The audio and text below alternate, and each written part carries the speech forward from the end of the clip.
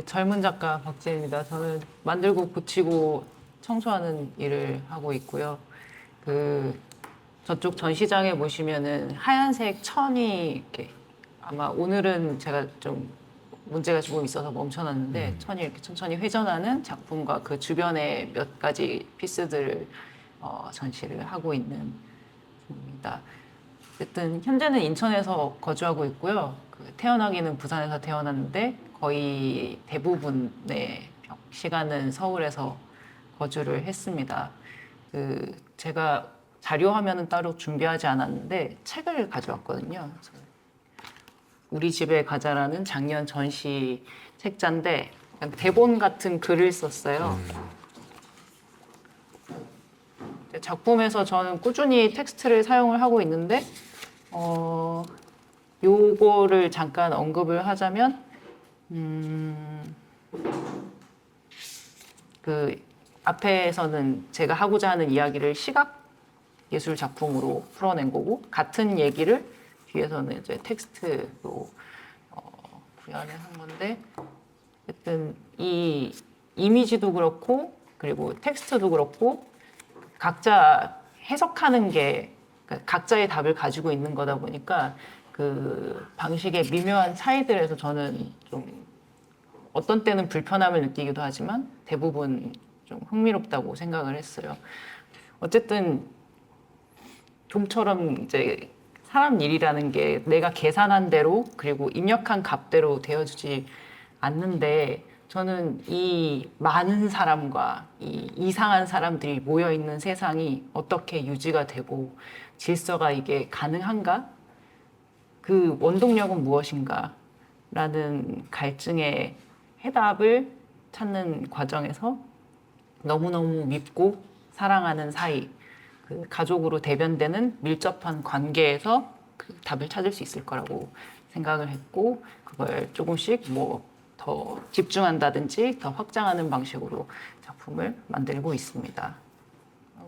현재 있는 신작 돌아오지 않는 메아리에게는 좀 확장된 버전이라고 말씀을 드릴 수 있고 이제 우리가 같은 마음일 거라는 왜냐하면 똑같이 한국어를 사용하고 있고 나랑 어느 정도 말이 통하고 이해도가 있으니까 친분 관계를 유지하겠죠. 그래서 우리가 같은 마음일 거라는 믿음을 아주 간단히 배반해버리는 그 작품에 있는 뭐 우리의 강은 언제나 아래로 흘렀다라는 문구라든지 아니면은 그 메아리인데 돌아오지 않는다는 그 제목의 병치로 구성을 했고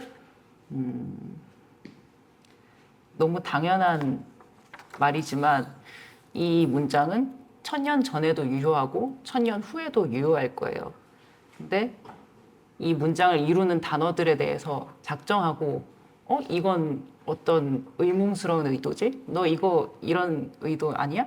이렇게 따져 물을 수도 있는 가능성이 예나 지금이나 그리고 미래에도 마찬가지라는 점에서 이런 문구를 선택을 했습니다.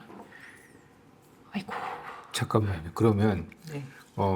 그 말씀을 하셨으니까 네. 제가 준비했던 질문을 중에서 그 돌아오지 않는 메아리에게라는 작품에 대한 부분을 조금 질문을 드리면서 좀 네네네. 정리를 하고 또 다음 작품으로 넘어가면 어떨까 네, 좋습니다. 생각이 되는데요. 뭐 어쨌든 이번 전시에서 박시혜 작가님의 신작이기도 하고 그 가장 스케일이 큰 작품이기도 하죠. 그리고 박 작가님의 뭐 다른 작품들이나 뭐 이런 형식들을 보면 굉장히 형식이 절제되어 있고 조금 이렇게 굉장히 약간 미니멀한 그 형태의 어떤 컨셉이 이렇게 좀 언어 같은 거를 분명하게 드러나는 작업인데 비해서 이번 전시 그 작품은 돌아오지 않는 메아리에게라는 작품은 일단 스케일이 굉장히 크고 키네틱의 구조를 가지고 있고 움직이기도 하고 또 예의 사용하시는 그 언어도 같이 들어가 있어서 어떻게 보면 작가님한테는 굉장히 좀 뭐 대작에 가까운 작품이다라고 할 수 있을 것 같습니다. 그리고 이 굉장히 미니멀한 구조지만 그 안에는 사실 움직임이 있고 또 그 안에 보면 디테일한 요소들이 있고 그 요소 보면 종이라던가 흑연이라던가 사실 그런 디테일이 좀 여러 가지 얘기를 하고 있다고 생각을 하고 여기에 이제 그 문구가 가장 핵심이죠. 우리의 강은 언제나 아래로 흘렀다. 말씀하신 대로 1000년을 전후에도 전혀 변하지 않는 불변하는 메시지인데 이 메시지가 작품을 보시면 아시겠지만 강이 아래로 흐르는 게 아니고 위로 올라가고 있죠. 그래서 이런 역설의 어떤 그 움직임을 담고 있는 작품입니다. 일단 그래서 좀 제가 봤을 때는 기존의 다른 작품들하고 좀 다른, 물론 이 전시를 위해서 새로 구상한 작품은 아니고 전부터 구상해 왔던 신작이라고는 하셨는데 뭐 운동성이라던가 스케일이라던가 재료적인 측면에서 약간 다른 특징이 좀 있는 것 같은데 이렇게 좀 이번 작업이 약간 다른 작품과 좀 달랐던 이유가 뭔지 좀 궁금합니다. 정확히는 이 작품의 구체적인 그 요소들을 다 미리 정해 놓고 준비하고 있었던 건 아니고, 근데 제가 전시에서의 기획이라든지 아니면은 뭐 제가 그 시기에 가지고 있는 문제의식도 중요한데, 신작을 어딘가에서 발표를 할 때 그 장소죠. 지역도 되게 중요하게 생각하거든요. 그래서 저는 이 동네가 좀 흥미롭게 와닿았던 게 너무너무 푸릇푸릇하고 조용한데 서울의 완전 한복판이고 조금만 나가면은 지금도 집회하고 난리일 거예요. 근데 여기에 이 너무너무 피상적인 평화로움과 감춰진 욕망과 막 그 투쟁? 권력? 막 이런 것들이 적당한 밸런스를 유지하면서 아슬아슬하게 이렇게 뭉쳐있는 장소라는 생각이 들어서, 그러면은 여기서는 물론 나는 가족 얘기를 또 할 수 있고 이번 신작이 가족과 상관없다고 할 수는 없지만 이번엔 좀 다른 좀 더 보편적인 언어를 사용을 해야 되겠다. 왜냐하면 관객층도 더 다양하고, 그리고 여기서 할 수 있는 말을 해야 한다라는 의무가 있다고 생각을 했거든요. 제가 2020년에 여기서 멀지 않은 세화미술관에서도 전시를 했는데 그때도 같은 맥락이었어요. 그러니까 뭐 늘 품고 있던 어떤 갈증이나 뭐 호기심을 담은 작품이지만 완전히 광화문 그리고 그 지역에서 상징적인 조형물로 여겨지는 그 망치지라는 사람이 있는 곳에서 나는 뭘 할 수 있을까 해서 나온 작품이 오늘만 허락된 자리라는 거였고, 그리고 조금 더 거슬러 올라가면은 2017년에 만든 작품인데 아무 일도 없었다라는 뭐 자료 화면이 없으니까 좀 아쉽지만 당시에 탄핵 정국이었고, 그리고 문화예술계 미투 운동도 있고 했는데, 물론 저는 제가 해왔던 걸 계속 발전시키면서 제 얘기에 매몰될 수도 있었겠지만 그 시기에 그리고 그 전시가 이루어지는 장소에서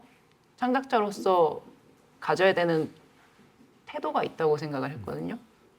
그래서 이번 전시의 신작인 돌아오지 않는 메아리에게도 약간 어떤 성향이나 세대나 뭐 이런 거를 규정하기 어려운 좀 중성적인 표현들을 사용했지만, 따지고 보면 이 지역에서 벌어지는 일들, 그리고 이번 전시를 준비할 때의 대한민국의 상황 같은 것도 같이 고려했을 때 나올 수밖에 없는 조건이었다라고 말씀드릴 수 있을 것 같아요.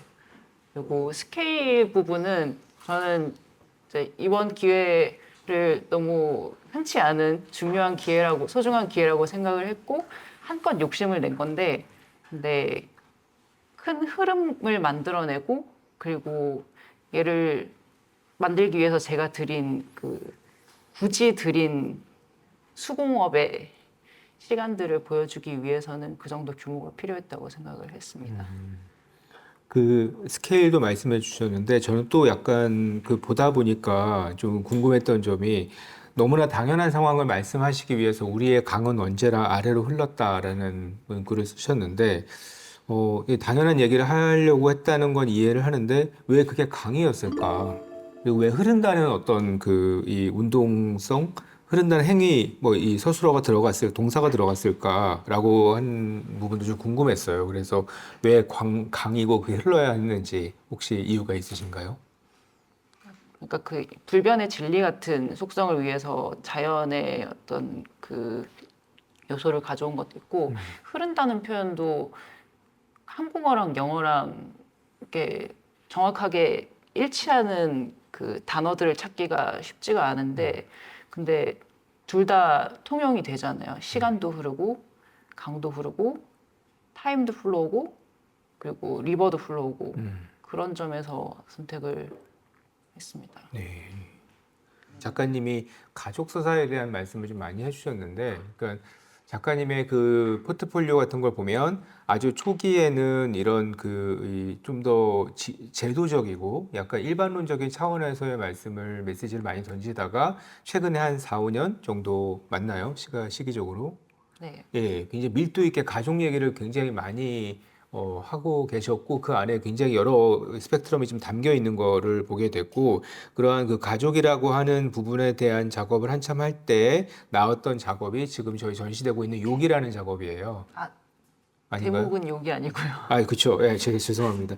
2024년 개인전 우리 집의 가자의 성부였던 노력이라는 작품이고요. 거기에 욕이라는 글자를 저는 사실 그 약간 기계를 사용해서 커팅하신 줄 알았거든요. 근데 한자 한자를 다 손으로 오렸다고 하시더라고요. 정말 욕을 보신 거죠.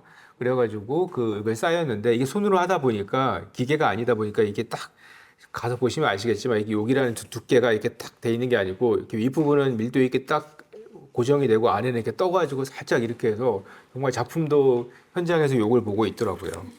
근데 이 욕을 본다는 말이 두 가지가 있어요. 사실 전국적으로 사용되고 있는 그 욕보다라는 말은 원래 이제 이 지역에서 아주 토착 언어로서 뭐 이렇게 몹시 수고하다 혹은 뭐 약간 좀 더 이렇게 좀 더 네거티브한 의미로도 쓰이기도 하지만 특히 경상권, 특히 경남권 방언으로 몹시 수고하다라는 의미가 굉장히 많이 쓰입니다. 그래서 이 욕이라는 단어가 어떻게 보면 굉장히 이중적인 의미를 담고 있는데 특히 박지혜 작가님 아까 말씀해 주셨지만 부산에서 태어나셨지만 거의 성장은 부산이 아닌 곳에서 성장을 하셨고 이 뭐 텍스트 같은 거 보시면 이제 모친께서 부산 출신이기 때문에 강한 부산 사투리를 구사하셨던 거예요. 그래서 어떻게 보면 제가 이렇게 생각해 보니까 박지혜라는 작가에게 부산의 사투리는 어머니의 언어겠구나. 모어가 아니고, 모어는 보통 우리가 이제 기대고 있는 어떤 모국어의 개념이라면 그게 아닌 정말 그 진짜 자기 엄마의 언어겠구나라고 생각이 들어서 이 부산 사투리에 투영되어 있는 어떤 이중성, 그러니까 아까 말씀해 주셨던 가족으로서의 어떤 친밀감과 또 가족으로서의 불편함, 항상 가장 가깝고 가장 불편함이 공존하는 이 가족 관계의 어떤 상징적인 언어가 아닐까라고 좀 생각이 들었고 그래서 욕이라는 그 글자를 커팅하신 작업이 굉장히 흥미로웠던 것 같아요. 그래서 그 작품을 근데 이제 아주 이렇게 그냥 그 원초적으로 글자를 이렇게 형태를 그대로 그냥 오렸죠. 그래서 다른 조형적인 작동을 전혀 시키시지 않고 바로 그냥 욕이라는 글자 자체를 어떤 입체적인 형식으로 구현을 하셨는데 그렇게 좀 가장 어떤 원칙적인 형태, 가장 원초적인 형태로 작품을 구현한 이유가 뭔가라고 궁금했습니다. 질문이 여러 가지인데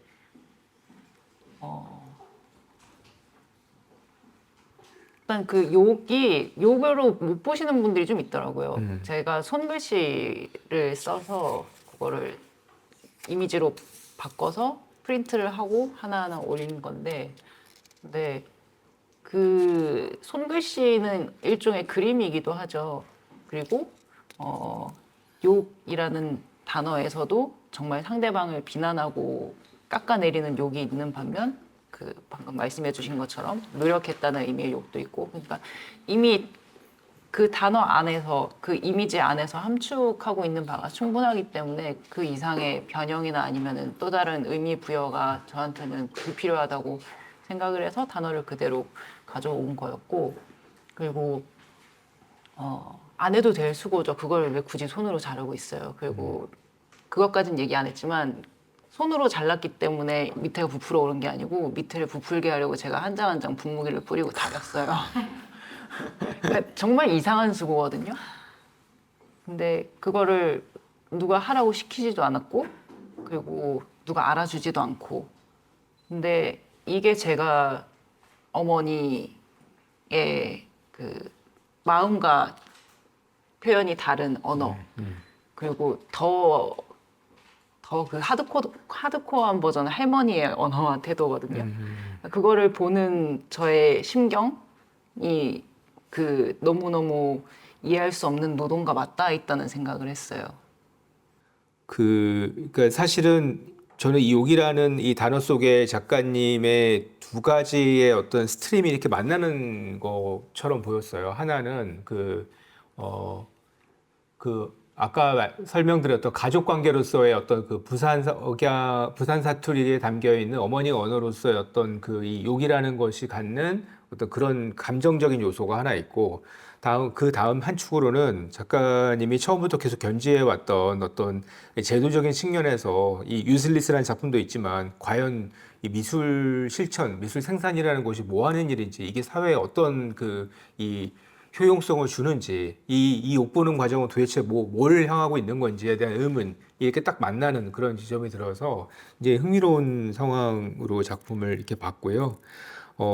가족 얘기를 하셨으니까 그 비슷한 맥락의 다른 작품이 이제 어떤 미움이라는 작품인 것 같아요. 그 타일을 보니까 저 오늘 이렇게 조용히 가서 이렇게 작품을 잘 만져봤는데 이게 그 뭐뭐도 없는과 그 다음에 이쪽에 가로 비우고 새끼라는 이렇게 글씨가 쓰여 있죠. 언뜻 보면 그냥 펜으로 쓴 것 같은데 잘 보면 이게 정말 조밀하게 다 판 거거든요. 그래서 이렇게 긁혀 있는 이거고 사실 만지지 않으면 이렇게 잘 보이지 않는 정도 정말 수고가 잘 보이지 않는 참 어떻게 그 수고가 저렇게 가려질 수 있을까라고 생각이 드는 그 작품이었는데 이 단어를 들으면 듣기에 따라서 굉장히 가족의 어떤 끈끈한 애착이 묻어 있기도 하고 반대로 또 굉장히 공격적이고 좀 저속하게 들리기도 합니다. 이 이중적인 모순이 있는데 이 모순은 작가님이 의도한 걸까요?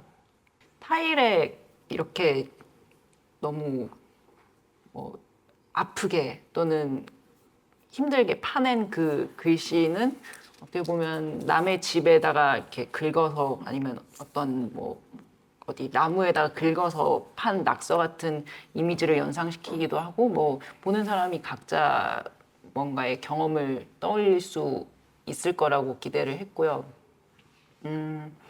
근데 그 만져보셨을 때 매끈하다고 하셨던 그게 그러니까 뭣도 없는 내 새끼인데 거기서 나를 향할 수 있는 표현들은 남겨두고 나의 가족으로 향할 수 있는 걸 덮거나 메꿔버린 거거든요. 그러니까 그 네라는 글씨를 이렇게 잘 맞춰서 덮으셨죠. 네, 그리고 판 뭐뭐 다음에 도는 약간 아예 그냥 커버를 하셨고, 네네네. 네. 그 똑같은 표현에 대한 양가적인 태도에 대한 거였어요. 나는 괜찮아. 나한텐 그래도 돼. 난 참으면 그만이야. 근데 내 가족한테는 하지 마. 그런 생각이었습니다. 네. 그 제가 13280으로 한번 넘어가 볼게요. 그 전시장에 보면 아주 큰 규모의 벽면을 이렇게 나무 합판으로 이렇게 쭉 모자이크처럼 만들어 놓으신 작업인데,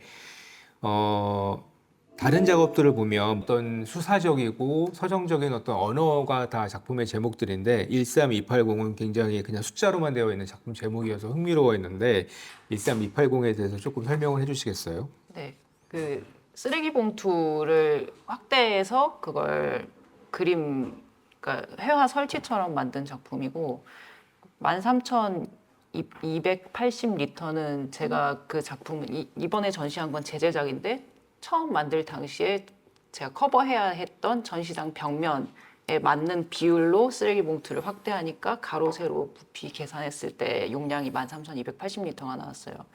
당시에 제가 뭐 목공을 하고 남은 자재들 아니면은 레지던시에 있었는데 레지던시에 나가면서 처리해야 되는 뭐 문짝이라든지 뭐 이런 것들을 작품으로 다 한번 완전히 소진을 해보자. 모든 용도를 쥐어짜 보자라고 생각을 해서 만들었는데 결국은 걔네는 레지던시를 나옴과 동시에 폐기가 될 것이기 때문에 쓰레기 봉투로 변환을 한 거였고요. 네, 이번 전시 같은 경우에는 이미 폐기된 작품을 도로 가져올 수는 없으니까 대신에 그 운명이 결정된 폐기할 나무 판넬들을 더 쉽게 버리기 위해서 똑같은 사이즈로 구성을 하고 그리고 같이 전시한 작가분한테도 혹시 필요하면은 전시 끝나고 가져가라고. 그리고 제 친구는 이미 몇 개를 예약을 해놨고요. 그래서 작품을 만들 때마다 느끼는 그런 뭐 부채감? 내가 또 버리게 될 것을 굳이 만들어냈구나. 그런 걸 앞으로 어떻게 나는 계속 창작 활동을 할 텐데 앞으로 요 문제를 어떻게 다룰 것인가에 대한 좀 근본적인 질문과 답을 찾는 과정이기도 하고 그리고 유슬레스 그 작품이랑도 같은 맥락인데 그럼에도 불구하고 어차피 버릴 이 노고를 우리는 계속 하고 있고 그 힘을 알아보고 있고 그런 데서 예술의 가치, 예술의 역할을 기대하기 때문에 나는 이 일을 하는구나라는 좀 희망적인 그런 의미도 가지고 있다고 할 수 있습니다. 그 뭐 관객들에게 질문을 던지기 직전에 굉장히 거의 본질적인 말씀이 나왔는데, 그러니까 제가 작가님과 대화를 나눴을 때도 그렇고 보면 작가님은 사실 예술중학교, 예술고등학교를 졸업하시고 미술대학을 가시고, 그러니까 누구보다도 가장 어떤 그 이 제도 교육 안에서 그 예술 교육의 어떤 그 가장 그 주류 교육을 받으시면서 미술대학을 졸업을 하셨고, 근데 제 추측에는 미술대학 졸업할 때만 하더라도 혹은 뭐 대학 갈 때만 하더라도 본인이 이렇게 작품을 다 만들고 난 후에 이렇게 버릴 거라고는 그렇게 많이 생각을 안 했을 것 같아요. 뭔가 다른 미래를 꿈꾸셨을 텐데 이 결국은 그로부터 작품은 다 버려지는 거구나라고 깨닫게 되시고 작품을 버리는 과정을 작품의 어떤 언어로 끌어오는 이 과정에서의 어떤 스펙트럼이 어떻게 보면 박지혜라는 작가의 초기의 어떤 아이덴티티를 형성하는 가장 중요한 이 흐름이라고 생각이 되는데, 그렇게 된 어떤 좀 그 이 초기 작업의 어떤 이 작업의 어떤 태도 같은 것들, 작가님이 이렇게 태도가 가지시게 된 계기 같은 것들로 한번 좀 질문을 드려볼게요.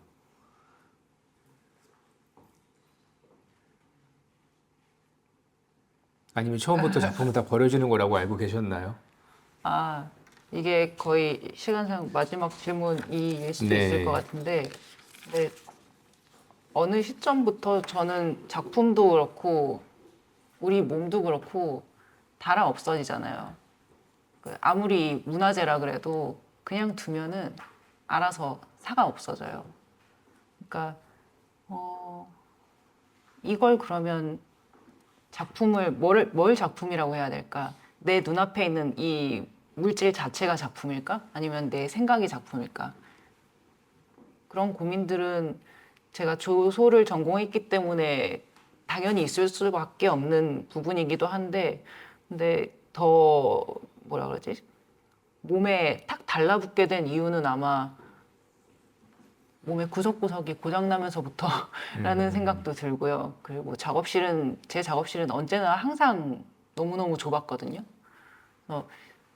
시기가 되면 선별을 항상 해야 됐어요. 이 작품을 남길 것인가 버릴 것인가. 이 작품은 처음 만든 이후로 다음 전시가 있었는가 없었는가.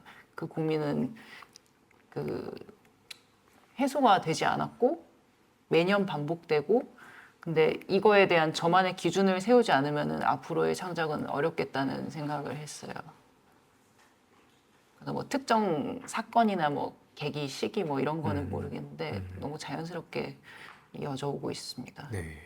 그 사실 뭐 그렇죠. 이게 어떤 특정한 계기로 인한 개인적인 사건이 아니라 우리가 존재하고 있는 어떤 미술 제도라는 것이 갖는 어떤 효용성과 경제적인 가치의 문제, 그리고 이런 것들이 한 직업인을 직업인으로 이렇게 잘 인식되지 못하게 하는 그런 굉장히 애매한 상태로 이렇게 이 존재하고 있는 작가라는 어떤 상태, 혹은 뭐 그 주변의 미술계의 종사자들의 상태에 대한 어떤 그 상징적인 비유 같기도 해서 좀 흥미로웠고, 이런 부분들이 사실 박지혜 작가님 작업의 전체적인 어떤 전주를 이루는 게 저희가 처음에 제가 부산에 새벽에 내려가서 잠이 덜 깬 상황에서도 굉장히 재밌게 봤었던 그런 지점이었던 것 같습니다. 네, 그러면은 저희는 마치도록 아, 네, 하겠습니다. 수고하셨습니다. 그러면 감사합니다.